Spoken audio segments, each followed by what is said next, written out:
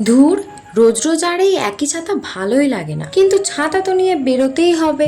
বাইরে যা রোদ, সূর্য মামা মামির সাথে এত ঝগড়া করেছে, সেই তেজগুলো আমাদের ওপরে দেখাচ্ছে। আমরা কি দোষ করেছিলাম কি জানি, কিন্তু সূর্য মামার এই তেজের থেকে বাঁচতে ছাতা তো নিয়ে আমাদের বেরোতেই হবে। কিন্তু এই একই ছাতা আর ভালো লাগছে না, এবার এই ছাতাটাকে একটু নতুন করে সাজানো যাক। যা ভাবা তাই কাজ। ছাতাটা নিয়ে আমি আমার কারুকার্য করা শুরু করে দিয়েছি। জানো তো, এর আগেও একটা ছাতা করেছিলাম, ওটা বেগুনি কালারের ছিল, এটা 2 নম্বর। কি করব কিছুই ভাবিনি, হঠাৎ মাথায় এসেছে, নিয়ে বসেছি, যা মাথায় এসেছে তাই দিয়ে শুরু করেছি। পুরো ছাতাটা এরকম মোটা করে বর্ডার দেওয়ার পর মাঝখানটায় ফাঁকা ফাঁকা লাগছিল। ভাবছিলাম মাঝখানটায় কি করা যায়, কি দিলে ভালো লাগবে। তখনই হঠাৎ মনে হলো না, একটা পদ্ম এঁকে দেখি তো কিরকম লাগে। একটা করাতে দেখলাম, না বেশ ভালোই লাগছে। পুরো ছাতাটা কমপ্লিট করার পর তোমরা দেখে বলো তো কেমন লাগছে। ভালো লাগছে তো? এবার কেউ বলতে পারবে এটা আমার পুরনো ছাতা? কি সুন্দর, এই পুরনো ছাতাটা আমার নতুন ছাতা হয়ে গেল।